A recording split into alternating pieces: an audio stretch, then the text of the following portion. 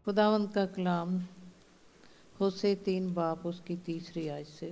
मैंने उसे 15 रुपया 1.5 हुरम जौ दिए देकर अपने लिए मोल लिया और उसे कहा, तू मुद्दत दार अज़ा तक मुझ पर कनायत करेगी और हरामकारी से बाज रहेगी और किसी दूसरे की बीवी ना होगी, और मैं भी तेरे लिए यूं ही रहूँगा, क्योंकि बनी इसराइल बहुत दिनों तक बादशाह और हाकम और कुर्बानी और स्तून और अकोद और अक्राहीम के बगैर रहेंगे। इसके बाद बनी इसराइल रजू लाएंगी और खुदावन अपने खुदा को और अपने बादशाह दाऊद को ढूंढ लेंगे और आखिरी दिनों में डरते हुए खुदावंद और उसकी मेहरबानी के तालब होंगे। खुदावंद के पाक कलाम के पढ़े और सुने जाने पे उसकी आशीष हो। आमीन। खुदावंद का शुक्र हो। आमीन।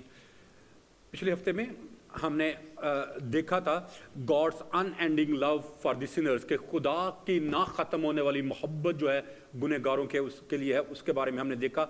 और फिर हमने देखा कि किस तरह खुदा झूमर के साथ अहद करता है, उसको प्रॉमिस करता है कि I will restore you again, कि मैं तुझे दोबारा से बहाल करूँगा। और फिर पिछले हफ्ते में हमने गुनाह के जो नताइज हैं उनके बारे में भी देखा कि गुनाह किस तरह से तबाही और बर्बादी को लेकर आता है, और गुनाह जो है वो किस तरीके से ज़िंदगियों को ख़त्म कर देता है। जैसे कि हमने देखा कि जो गुनहगार फितरत है वो कुत्ते की जो फितरत है उससे मुशाबे रखती है। पतरस को बयान करता है कि जिस तरह कुत्ता जो है अपनी कैद की तरफ लौट जाता है, ऐसे ही एक ऐसा शख्स जो अपने गुनाहों से तौबा करके फिर दोबारा वापस अपनी गुनहगार ज़िंदगी में चला जाता है, तो कलाम मुक़द्दस बयान करता है कि वो उस ऐसे कुत्ता खसलत शख्स की मानिंदा। और फिर पिछले हफ्ते में हमने देखा कि खुदा ने होसिया से कहा कि तू झूमर को दोबारा से अपनी बीवी होने के लिए खरीद ले। और फिर कलाम मुक़द्दस में लिखा कि उसने झूमर को 15 रुपए और 1.5 खोमर जौ देकर उसको दोबारा से अपने लिए खरीद लिया ताकि वो उसकी बीवी बने। और आज हम आगे इससे देखेंगे 3री आयत से कि किस तरह से होसिया जो है फिर वो अहद करता है झूमर के साथ। और अहद जो है किसके लिए, जो यहाँ पर जो लफ्ज़ इस्तेमाल हुआ है, पहले मैं इसको पढ़ देता हूँ। लिखा है 3री आयत में, और उससे कहा तू मुद्दत दराज तक मुझ पर कनायत करेगी और हरामकारी से बाज रहेगी और किसी दूसरे की बीवी ना बनेगी, और मैं भी तेरे लिए यूं ही रहूंगा। होसिया का जो झूमर के साथ अहद है और जो झूमर का होसिया के साथ जो अहद है, इसके जो अहद है इसके लिए लफ्ज़ अक्द इस्तेमाल हुआ है, जिसको हम निकाह कहते हैं, जिसको नामजद करना कहते हैं। यानी जो मैरिज वो के लिए जो लफ्ज़ इस्तेमाल हुआ है वो सेम वर्ड जो है वो यहाँ पर इस्तेमाल हुआ है कि होसिया जो है वो दोबारा से अपनी झूमर को अपनी मनकूहा बीवी होने के लिए कबूल करता है। और मेरे अजीजों याद रखें, खुदा जो है वो अहद का खुदा है, कॉवेनेंट का खुदा है, और खुदा कभी भी अपने अहद से, अपने मुंह की बातों से या जो कुछ वो कहता है उससे बाहर कभी नहीं जाता। और ये सेम चीज जो है वो हम देखते हैं कि खुदा ने किस तरह बनी इसराइल के साथ अहद किया, और हम देखते हैं कि हम उसको पुराने अहदनामा के तौर पर याद करते हैं। आज बाइबल मुकद्दस में उसको पुराना अहदनामा कहा जाता है। और फिर हम देखते हैं कि खुदा ने उस अहद को पूरा करके खुदा ने बनी इसराइल के साथ एक ममसू को भेजने का, एक अनॉइंटेड वन को भेजने का, एक रिडीमर को भेजने का अहद किया था। और खुदा ने उस अहद को कायम रखते हुए यीशु मसीह को बतौर रिडीमर जो है, रिहाई देने वाले के तौर पर भेजा, और हम उसको नया अहद कहते हैं, न्यू कॉवेनेंट कहते हैं। और यहां पर खुदा जो है वह हम देखते हैं जब झूमर और होसिया का अपने दरमियान में एक दूसरे के साथ वो अहद करते हैं, तो हम खुदा के उसी अक्द को, खुदा के उसी अहद को, उसी कॉवेनेंट को अपनी जिंदगियों में देखते हैं कि आज कलीसिया के साथ खुदा ने एक अहद किया है और वादा किया। किसी को याद है सबसे बड़ा वादा क्या है कलीसिया के साथ? हाँ जी, तुझे अंत तक ना छोड़ूंगा। कलीसिया के साथ खुदा का अहद जो है वो ये है कि खुदा कलीसिया को दोबारा से लेने के लिए आएगा, उसको दुनिया पर नहीं छोड़ देगा, क्योंकि बनी इस्राएल दुनिया में है, ठीक है। और खुदावन का जो अहद कलीसिया के साथ है वो आसमानी बादशाही का है, आसमानी जश्न का है, नए यरूशलेम का है, नए घर का है, कि खुदा उनको एक नई जमीन और नया आसमान देगा। और ये वो उम्मीद है जिसमें कलीसिया जो है वो अपनी जिंदगी बसर कर रही है। अगर ये कलीसिया में से ये उम्मीद खत्म कर दी जाए कि खुदावन यीशु मसीह लेने के लिए नहीं आएगा और हम सब इसी दुनिया में रहेंगे, खाएंगे, पिएंगे, जिएंगे और फिर मर जाएंगे, तो मेरे अजीजों कलीसिया की इससे बड़ी और कोई तबाही नहीं है। खुदा अपने अहद को कायम रखता है, क्योंकि खुदा जो है वो अहदो पैमा का खुदा है। कैन यू से आमीन? और फिर चौथी आयत जिसके बारे में आज मैं ज्यादा थोड़ी देर के लिए आपके साथ बात करना चाहता हूं, चौथी आयत को मैं दोबारा से आपके लिए पढ़ूंगा। यहां पर लिखा है अकद के बाद, अहद के बाद की ये बात है, ठीक है। जब खुदा ने बनी इस्राएल के साथ अहद कर लिया, जैसे झूमर के साथ होसिया ने अहद कर लिया, तो उसके बाद की ये कैफियत है, उसके बारे में लिखा है। क्योंकि बनी इस्राएल बहुत दिनों तक बादशाह और हाकम और कुर्बानी और सतून और अफूद और तराफीम के बगैर रहेंगे। यहां पर 5 बातों का जिक्र है जिसके बारे में खुदा बयान करता है कि जब वो अहद कर लेंगे और अहद को जब तोड़ेंगे तो फिर उनकी हालत कैसी होगी, ठीक है। जब वो अहद की बेकदरी करेंगे तो यहां पर लिखा है कि 5 बातें जो है, उनकी जो 5 बातें जो है उनकी रूहानी हालत को जाहिर करती हैं, उनकी दुनियावी हालत को जाहिर करती हैं, उनकी सियासी हालत को जाहिर करती हैं और उनके मुस्तकबिल को जाहिर करती हैं, कि किस तरह से खुदा जो है वो एक तरतीब के साथ जाता है। और याद रखें खुदा जो है वो तरतीब का खुदा है। पहली बात जो यहां पर लिखी है कि बनी इस्राएल जब खुदा के अहद को तोड़ देंगे, जब खुदा के अहद को छोड़ देंगे, खुदा के मुंह की बातों को अपनी पीठ पीछे फेंक देंगे, तो फिर ये एक प्रोफेटिक वर्ड है, एक नबूवती कलाम है कि फिर फ्यूचर में क्या होगा। कि लिखा है कि फिर वो बगैर बादशाह के रहेंगे, बगैर सियासी लीडर के रहेंगे, फिर दुनिया में उनका मकाम जो है, उनका रुतबा जो है वो खत्म हो जाएगा। और हम सब जानते हैं कि तकरीबन 2000 से ज्यादा साल तक बनी इस्राएल जो है वो बगैर बादशाह के रहे हैं। और अब खुदा दोबारा से उनको गो के अभी सल्तनत का निजाम वहां पर नहीं है कि जो बादशाहों का जो निजाम होता है वो एक बादशाह के बाद दूसरा बादशाह आता है, वो तो नहीं है। लेकिन हम जानते हैं कि they have a president and they have a prime minister as well. तो खुदा ने उसको किस तरीके से बहाल किया है। और फिर दूसरी बात जो है, खुदा कहता है कि ना सिर्फ वो बादशाह के बगैर जिंदगी बसर करेंगे बल्कि हाकम के बगैर भी, यानी लीडर के बगैर भी। कोई उनका लीडर नहीं होगा जो उनको लीड कर सके, कोई ऐसा शख्स नहीं होगा जो उनको राह दिखा सके, कोई ऐसा शख्स नहीं होगा जो उनके साथ खड़ा होकर उनको कह सके कि हां ये चीज सही है और ये चीज गलत है। और फिर तीसरी बात जो यहां पर बयान की गई है वो है कि वो बगैर कुर्बानी के रहेंगे। बगैर कुर्बानी के रहने से मुराद यह है कि वो खुदा की कुर्बत के बगैर रहेंगे, खुदा की रफाकत के बगैर रहेंगे। क्योंकि कुर्बानियां जो थी वो उनको दोबारा से खुदा के साथ उनका मिलाप करवा देती थी, खुदा के साथ उनके टूटे हुए रिश्ते को दोबारा से बहाल कर देती थी। जो उनके और खुदा के दरमियान में जो दूरी थी, कुर्बानियां जो है वो उस दूरी को खत्म कर देती थी। और उनके जो गुनाह थे वो सारे के सारे जानवरों के ऊपर चले जाते थे। और कलाम मुकद्दस में लिखा है कि इज़राइल जो है वो जो एस्केप गोट जिसको कहते हैं, वो लेकर बनी इस्राएल के गुनाह सालाना जो है वो बियाबान में चला जाता था। और बनी इस्राएल जो है वो दोबारा से बहाल हो जाते थे, दोबारा से उनका रिश्ता खुदा के साथ मजबूत हो जाता था। लेकिन यहां पर खुदा बयान करता है कि जब वो खुदा के अहद को तोड़ेंगे, खुदा के मुंह की बातों को छोड़ देंगे और खुदा के कलाम को अपनी पीठ पीछे फेंक देंगे, तो फिर वो बगैर कुर्बानियों की जिंदगी बसर करेंगे। और अब तकरीबन 3000 से ज्यादा साल 2000 और ये 22 ईयर्स हो चुके हैं।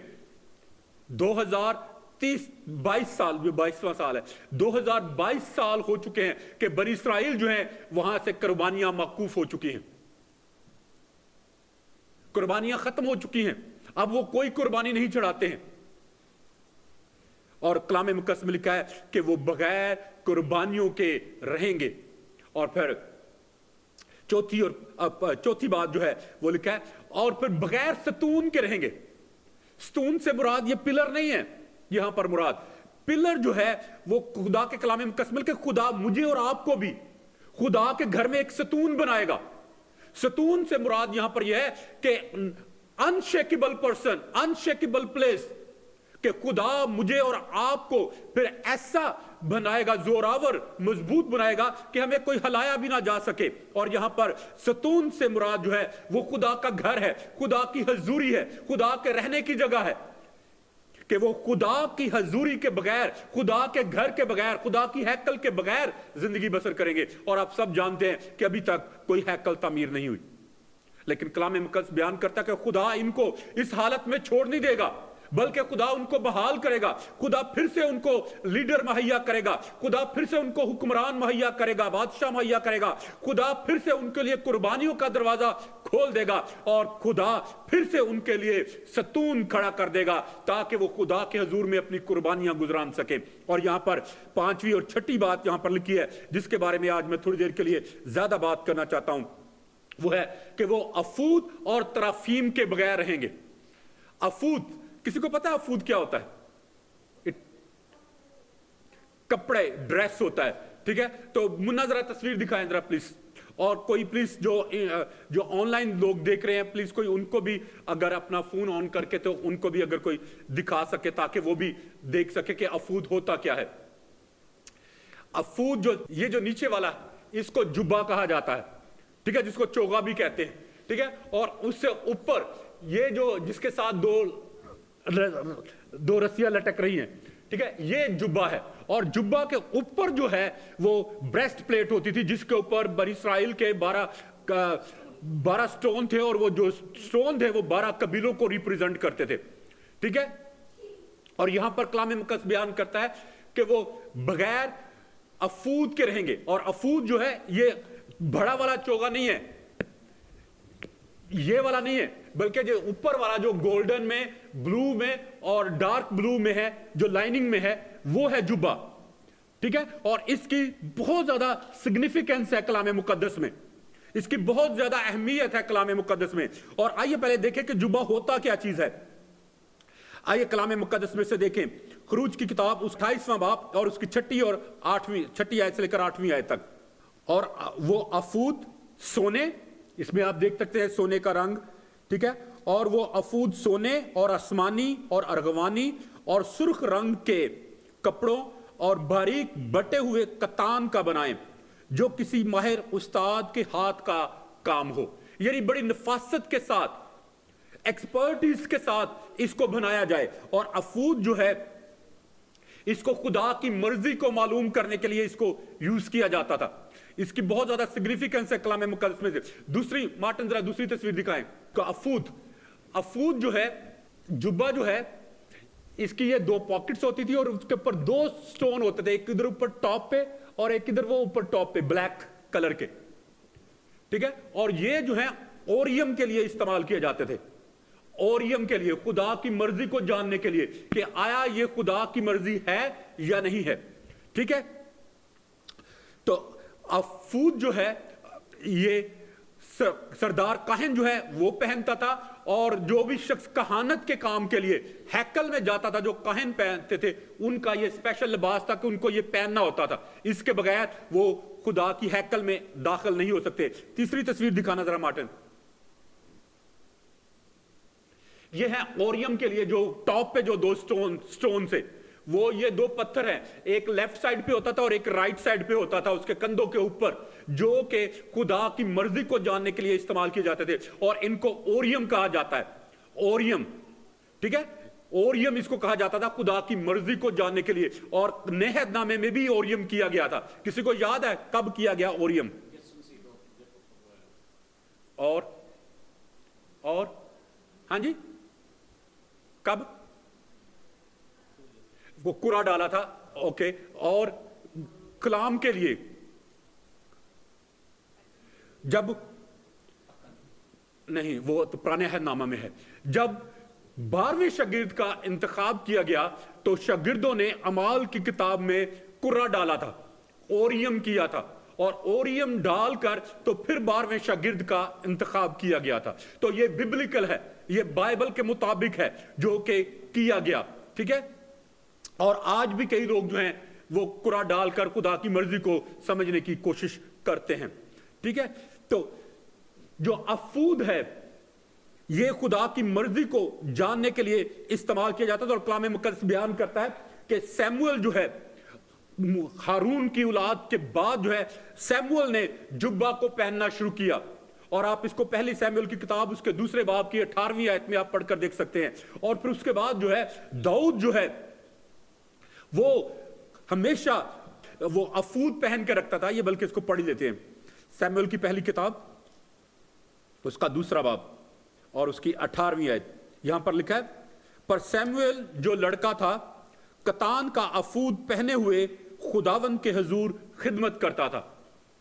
کتان کا افود پہنے ہوئے خداوند کے حضور خدمت کرتا تھا. یہ جو افود ہے یہ بہت زیادہ سگنیفیکنٹ ہے, اس کی اہمیت جو ہے بہت زیادہ کلام مقدس میں. اور یہاں پر خدا کہہ رہا ہے کہ بنی اسرائیل جو ہے وہ افود کے بغیر زندگی بسر کریں گے, بغیر اوریم کے جو پتھر ہیں وہ ان سے چھن جائیں گے, وہ ختم ہو جائیں گے. اور پھر داؤد بادشاہ جو ہے وہ افود کو پہنتا تھا. اور آپ سب جانتے ہیں کہ جب بلکہ اس حوالے کو بھی پڑھ ہی لیتے ہیں. سیموئل کی دوسری کتاب اس کا 6واں باب اور اس کی 14ویں آیت. اور داؤد خداوند کے حضور اپنے سارے زور سے ناچنے لگا اور داؤد کتان کا افود پہنے تھا. یہ سب آپ ساری کہانی سے جانتے ہیں کہ جب عہد کا صندوق جو ہے وہ لایا جا رہا تھا اور وہ آگے اس کے ناچ رہا تھا, جھوم رہا تھا, خوشی منا رہا تھا, تو اس کی بیوی نے اس کی انسلٹ کی, اس کو ناچیز جانا. تو کلام مقدس میں لکھا ہے کہ وہ صرف افود پہنے ہوئے تھا اور اس کی بیوی جو ہے اس کو بانکا کہہ کے پکارتی ہے کہ کیا تو مجنو ہے جو بادشاہ ہو کے تو اس طرح سے تو ناچ رنگ کر رہا ہے. تو کلام مقدس میں وہ کہتا ہے کہ خداوند کی خاطر میں ناچنے کیا ذلیل تک ہونے کے لیے بھی تیار ہوں. آپ سب اس کہانی سے واقف ہیں. اور افود کو خدا کی مرضی اور رہنمائی کو جاننے کے لیے استعمال کیا جاتا تھا. اور داؤد نے 2 دفعہ ابیاتر کاہن کے پاس جا کر افود کے ذریعے سے خدا کی مرضی کو جانا. اور آپ اس کو سیموئل کی پہلی کتاب اور اس کے 23ویں باب کی 9ویں آیت سے لے کر 13ویں آیت تک پڑھ کر دیکھ سکتے ہیں. اور داؤد کو معلوم ہو گیا کہ ساؤل اس کے خلاف بدی کی تدبیریں کر رہا ہے, سو اس نے ابیاتر کاہن سے کہا کہ افود یہاں لے آ. اور داؤد نے کہا, اے خداوند اسرائیل کے خدا, تیرے بندہ نے یہ قطعی سنا ہے کہ ساؤل قلعہ کو آنا چاہتا ہے تاکہ میرے سبب سے شہر کو غارت کر دے. سو کیا قلعہ کے لوگ مجھ کو اس کے حوالے کر دیں گے؟ کیا ساؤل جیسا تیرے بندہ نے سنا ہے آئے گا؟ اے خداوند اسرائیل کے خدا, میں تیری منت کرتا ہوں کہ تو اپنے بندہ کو بتا دے. خداوند نے کہا وہ آئے گا. تب داؤد نے کہا کہ کیا قلعہ کے لوگ مجھے اور میرے لوگوں کو ساؤل کے حوالے کر دیں گے؟ خداوند نے کہا وہ تجھے حوالے کر دیں گے. تب داؤد اور اس کے لوگ جو قریباً 600 تھے اٹھ کر قلعہ سے نکل گئے اور جہاں کہیں جا سکے چل دیے. اور ساؤل کو خبر ملی کہ داؤد قلعہ سے نکل گیا, پس وہ جانے سے باز رہا. یہاں پر ہم جانتے ہیں کہ کلام مقدس میں لکھا ہے کہ داؤد نے افود کے ذریعے سے خداوند کی مرضی کو جانا کہ وہ کیا ہے. اور پھر دوسری دفعہ ہم دیکھتے ہیں 30 چیپٹر میں, اسی سیموئل کی پہلی کتاب اور اس کے 30ویں باب میں ہم دیکھتے ہیں کہ وہ دوبارہ سے خدا کی مرضی کو جاننے کے لیے افود کا استعمال کرتا ہے. 7ویں اور 8ویں آیت میں لکھا ہے, اور داؤد نے اخیمل کے بیٹے ابیاتر کاہن سے کہا کہ ذرا افود کو یہاں میرے پاس لے آ. سو ابیاتر افود کو داؤد کے پاس لے گیا. اور داؤد نے خداوند سے پوچھا کہ اگر میں اس فوج کا پیچھا کروں تو کیا میں ان کو جا لوں گا؟ اس نے اس سے کہا کہ پیچھا کر, کیونکہ تو یقیناً ان کو جا لے گا اور ضرور سب کچھ چھڑا لائے گا. یہاں پر ہم دیکھتے ہیں کہ افود جو ہے وہ خدا کی مرضی کو جاننے کے لیے, خدا کے ارادے کو جاننے کے لیے استعمال کیا جاتا تھا. اور جب ہوسیا کی کتاب میں خدا کہتا ہے کہ وہ بغیر افود کے رہیں گے تو اس کا مطلب یہ ہے کہ God will be silent towards them, کہ خدا مکمل طور پر ان کی طرف سے اپنی آنکھیں اور اپنے کان بند کر لے گا اور وہ خدا کے ارادے کو, خدا کی مرضی کو جان نہیں پائیں گے. اور ہم جانتے ہیں کہ آج کے دور میں ہمیں افود کی ضرورت نہیں ہے. آج ہمیں افود کے ذریعے سے خدا کی مرضی کو جاننے کی ضرورت نہیں ہے، کیونکہ آج خداوند یسوع مسیح کا خون جو ہے اور خدا باپ کا جو فضل ہے وہ ہمیں اس قدر دلیری دیتا ہے کہ ہم خدا کے تخت کے سامنے جب چاہیں جس وقت جا سکیں اور خدا کے ساتھ براہ راست بات چیت کر سکیں۔ We don't need mediators, saints اور کوئی اور لوگ جو ہیں، ہمیں ان کی ضرورت نہیں ہے، بلکہ ہم براہ راست ڈائریکٹ خداوند یسوع مسیح کے وسیلے سے خدا باپ کے تخت کے سامنے جا کر اپنی پٹیشنز پیش کر سکتے ہیں، اپنے معاملات کو خدا کے سامنے رکھ سکتے ہیں، تاکہ خدا ہماری سنے اور ہم خدا کی سن لیں۔ اور پھر دوسرا جو لفظ یہاں پر استعمال ہوا ہے وہ ہے کہ وہ بغیر ترافیم کے رہیں گے۔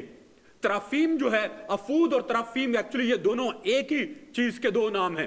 افود جو کہا جاتا ہے جو جیکٹ تھی اس کو، اور جو ترافیم کہتے ہیں ان جو پتھروں کو جو اس کے شولڈر کے اوپر لگے ہوتے تھے، لیفٹ اور رائٹ دونوں سائڈوں پہ۔ اور ترافیم کا مطلب ہے پتھر یا بت، ٹھیک ہے، پتھر یا بت۔ تو اگر آپ یہودیوں کی کتاب ظہور کو پڑھیں یا تالمود کو پڑھیں تو وہاں پر اس کے یہ دونوں سیم معنی استعمال ہوئے ہیں، پتھر اور بت، دونوں لفظوں کے لیے، دونوں کے لیے سیم ورڈ یہ استعمال ہوا ہے۔ اور اگر ہم اس کو روحانی معنوں میں دیکھیں تو یہاں پر ہم دیکھ سکتے ہیں کہ خدا کہتا ہے کہ وہ بغیر ترافیم کے رہیں گے، یعنی وہ ایک ایتھیسٹ کی سی زندگی بسر کریں گے، نہ تو وہ خدا کے ساتھ چلیں گے اور نہ وہ بتوں کے پیچھے بھاگیں گے، وہ کسی طرف سے بھی نہیں جائیں گے، بلکہ وہ مکمل طور پر نا امید ہو کر بیٹھ جائیں گے، مایوس ہو کر بیٹھ جائیں گے اور اپنے آپ کے اوپر ترس کھائیں گے کہ اب ہم کہاں جائیں، کیونکہ نہ ہمیں کوئی بچانے والا ہے، نہ ہمیں کوئی رہائی دینے والا ہے، اور نہ ہی ہمیں کوئی چھڑانے والا ہے۔ تو میرے عزیزو، خدا بیان کرتا ہے کہ جب ہم خدا کو چھوڑ دیتے ہیں، جب ہم خدا کے کلام کو ترک کر دیتے ہیں، جب ہم خدا کے منہ کی باتوں کو اپنی پیٹھ پیچھے پھینک دیتے ہیں، تو پھر کلام مقدس لکھا ہے کہ خدا بھی پھر ہمیں ناپسندیدہ عقل کے حوالے کر دیتا ہے کہ ہم نالائق حرکتیں کریں۔ پھر خدا اپنا ہاتھ کھینچ لیتا ہے اور پھر خدا جو ہے وہ ہمیں گمراہی کی طرف، ذلت اور رسوائی کی طرف جانے دیتا ہے۔ تو اس لیے میرے عزیزو، خدا کا کلام یہاں پر بیان کرتا ہے، اور جب خدا ہوسیا اور جھومر کو کہتا ہے کہ وہ ایک دوسرے کے ساتھ عہد کرے، اور جب وہ ایک دوسرے کے ساتھ عہد کرتے ہیں اور وہ کہتے ہیں کہ تو میری بیوی بن اور میں تیرا شوہر ہوں گا، میں تجھے چھوڑ کر کسی دوسرے کے پاس نہیں جاؤں گا اور تو مجھے چھوڑ کر کسی دوسرے کے پاس نہ جانا، جب وہ عقد کرتے ہیں، جب وہ عہد کرتے ہیں، تو پھر خدا چاہتا ہے کہ وہ اس عقد میں، اس عہد میں، اس کووننٹ میں زندگی بھی بسر کریں۔ تو میرے عزیزو، ہم نے خداوند یسوع مسیح کے وسیلے سے ہم اس عہد میں شامل ہوئے ہیں، ہم نے خداوند یسوع مسیح کو اپنے آقا، اپنے مالک اور اپنے منجی کے طور پر قبول کیا ہے، ہم نے پانی کا بپتسمہ لیا ہے، خداوند کو قبول کیا ہے تاکہ ہم یہ زندگی خداوند کے لیے اور اس کے جلال کے لیے اور اس کی بادشاہی کی وسعت کے لیے بسر کریں۔ لیکن اگر ہم خداوند کے جلال کے لیے اور اس کی بادشاہی کی وسعت کے لیے اپنی زندگی بسر نہیں کرتے تو پھر یاد رکھیں میرے عزیزو، ہم آؤٹ آف کوننٹ جو ہے وہ زندگی بسر کرتے ہیں۔ اور پچھلے ہفتے شاید آپ کو یاد ہو، میں نے بتایا تھا کہ جو آؤٹ آف کوننٹ جو اولاد پیدا ہوتی ہے، خدا اس کو حرام زادے کہتا ہے، اور حرام زادے کے لیے شرط خدا نے یہ سزا رکھی تھی کہ وہ 10ویں پشت تک خدا کے گھر میں، خدا کی ہیکل میں، خدا کی حضوری میں داخل نہیں ہو سکتا تھا۔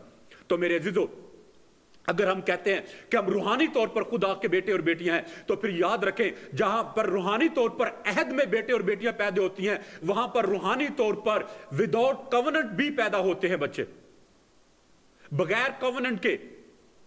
اور جو بغیر کوننٹ کے ہیں پھر وہ روحانی طور پر حرام زادے ٹھہرے۔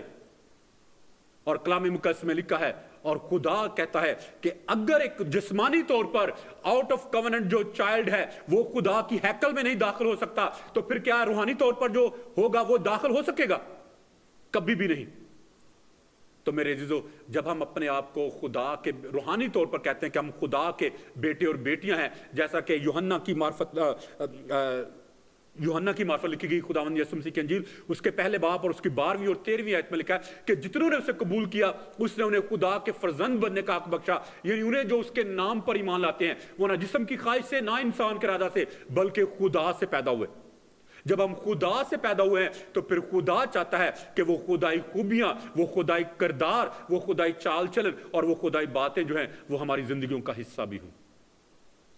ورنہ پھر جیسے جسمانی طور پر حرام زادے ہوتے ہیں پھر ایسے ہی روحانی طور پر بھی حرام زادے ہوتے ہیں. تو پھر ہم اپنے آپ کو جان سکتے ہیں کہ ہم کس کیٹیگری میں فال کرتے ہیں. تو میرے عزیزو یہ بڑا سخت کلام ہے جو خدا نے ہوسیہ کے وسیلے سے بنی اسرائیل کو دیا. تو آج میرے عزیزو یہی پیغام میرے اور آپ کے لیے ہے, میرے خاندان اور آپ کے خاندان کے لیے ہے, اس کلیسیا کے لیے, اس شہر کے لیے, اس ملک کے لیے ہے, تاکہ ہم اپنے آپ کو خدا کے سامنے خاکسار بنائیں, عاجزی اور انکساری کی حالت میں آئیں اور اپنے آپ کو خدا کے سامنے چھوٹا بنائیں تاکہ اس سے خداوند کے نام کو عزت اور جلال ملے. پھر آگے 5ویں آیت, اس کو میں آپ کے لیے دوبارہ سے پڑھتا ہوں, پلیز غور سے سنیں. لکھا ہے اس کے بعد بنی اسرائیل رجوع لائیں گے, یعنی جب اس حالت میں سے گزر جائیں گے, مایوسی نا امیدی کی حالت میں سے گزر جائیں گے, تو پھر اس کے بعد کا لکھا ہے اس کے بعد بنی اسرائیل رجوع لائیں گے اور خداوند اپنے خدا کو اور اپنے بادشاہ کو ڈھونڈیں گے اور آخری دنوں میں ڈرتے ہوئے خداوند اور اس کی مہربانی کے طالب ہوں گے. یہاں پر 3 باتوں کا ذکر ہے جن میں سے آج ابھی جو ہے میں صرف ایک بات جو ہے وہ آپ کے ساتھ شیئر کروں گا. لکھا ہے یہاں پر کہ وہ خداوند اپنے خدا کو ڈھونڈیں گے, وہ خداوند اپنے خدا کو ڈھونڈیں گے. تو کلام مقدس میں لکھا ہے کہ خدا جو ہے وہ ہمارے دل میں رہتا ہے. ہاں ٹھیک ہے نا, خدا ہمارے دل میں رہتا ہے. اور پھر کلام مقدس میں لکھا ہے کہ خدا نے خود وعدہ کیا اور کہا ہے کہ دیکھو میں دنیا کے آخر تک ہمیشہ تمہارے ساتھ ہوں. جب خدا ہمارے ساتھ ہے, جب خدا ہمارے اندر ہے, تو پھر سوال یہ پیدا ہوتا ہے کہ کیا ہمیں خدا کو ڈھونڈنے کی ضرورت ہے یا نہیں. جی کیا بات آتی ہے آپ کے ذہن میں کہ ہمیں خدا کو ڈھونڈنے کی ضرورت ہے یا نہیں؟ کتنے لوگ کہتے ہیں اگر ضرورت تو باقی جو ہے کیا چیز ڈھونڈنے کی ضرورت نہیں ہے. تو اور اگر دل میں نہیں ہے تو پھر کہاں ہے خدا؟ کہاں پہ جا کے اس کو ڈھونڈیں گے؟ ہاں جی, کہاں خدا مل سکتا ہے؟ ہاں جی, خدا ہمارے دل میں.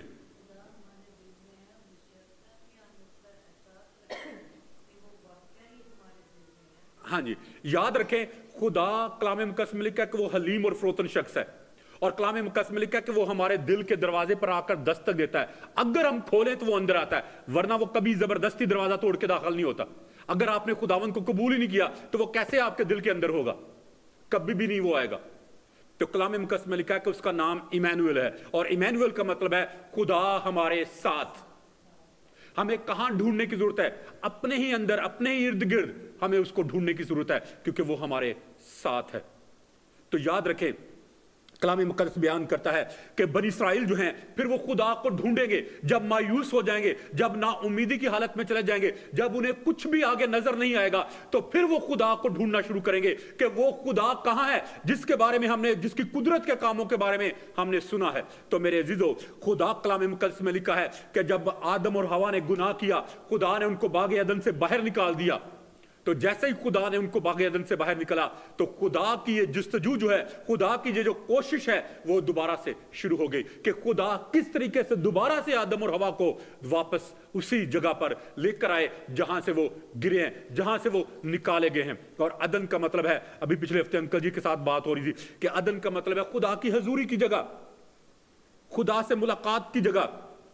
تو میرے عزیزو جب آدم اور حوا کو باغ عدن سے نکال دیا گیا, خدا کی حضوری سے باہر نکال دیا گیا, تو میں آلریڈی آپ کو بتا چکا ہوں کہ آدم جو ہے وہ 930 سال تک زندہ رہا, لیکن 930 سالوں میں کبھی بھی وہ ایک دفعہ بھی دوبارہ واپس باغ عدن میں داخل نہیں ہو پایا.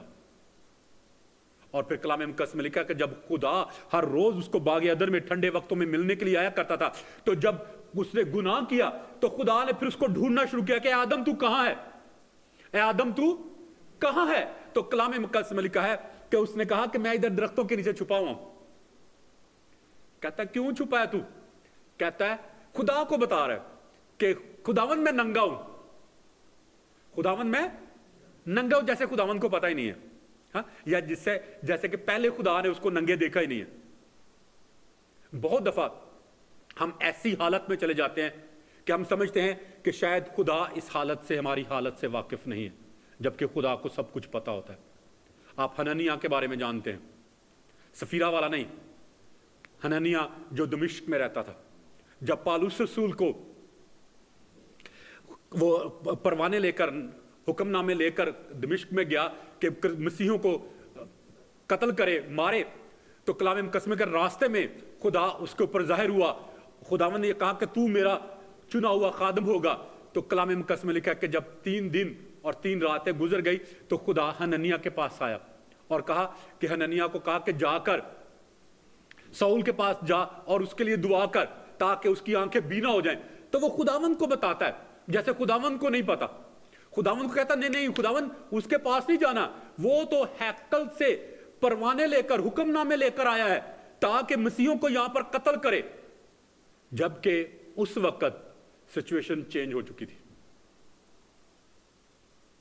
शाऊल जो है वो पॉल हो चुका था, उसकी जिंदगी बदल चुकी थी। लेकिन बाज़ का हम खुदावंद को बताने की कोशिश करते हैं, नहीं नहीं खुदावंद तुझे नहीं पता, ये सही चीज है, ये सही काम हो रहा है।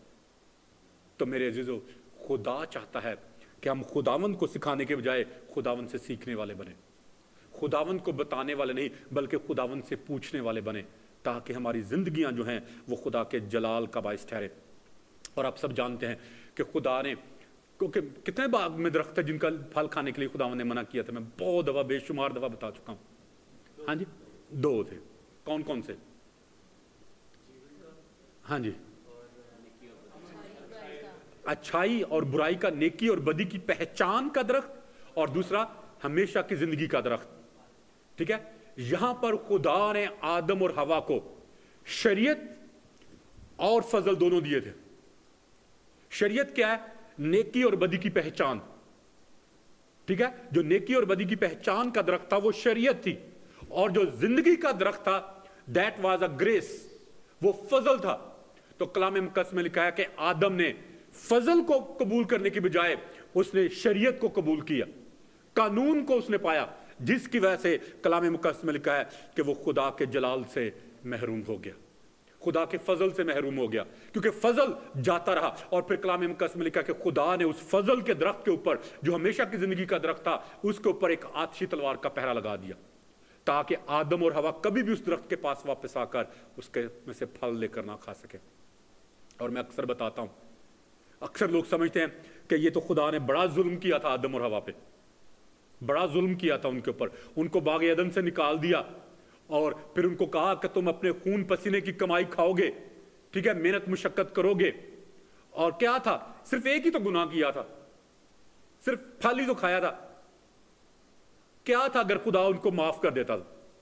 और फिर मैंने अभी आपको बताया 930 साल तक डेफिनेटली दोनों मियां बीवी आदम और हवा मिन्नतें करते होंगे कि खुदावंद ने एक दफा में वापस जाने दे, एक दफा वो फल खा लेने दे, हमेशा की जो जिंदगी का दरख्त है, लेकिन वो कभी भी नहीं खा पाए। इसमें खुदा का जुल्म नहीं है, और ना ही इसमें खुदा की जिद शामिल है कि तुमने ये गुनाह किया इसलिए अब तुम्हारे लिए ये नहीं होगा। इसमें जिद भी शामिल नहीं है, बल्कि इसमें खुदा का प्यार है, खुदा की मोहब्बत है, खुदा का रहम है, खुदा का तरस इसमें शामिल है। क्योंकि खुदा नहीं चाहता था कि वो उस गुनहगार हालत में हमेशा की जिंदगी के दरख्त के फल में से लेकर खाएं और फिर हमेशा जीते रहें गुनहगार हालत में। खुदा नहीं चाहता था, इसलिए खुदा ने उनको वक्ती तौर पर उससे दूर रखा, ताकि वो हमेशा की जिंदगी के फल को लीगल तरीके से खाकर, खुदावंद यीशु मसीह के वसीले से खाकर, तो उस हमेशा की जिंदगी के दरख्त में शामिल हो और फिर हमेशा रास्तबाजी में जिंदगी बसर करें।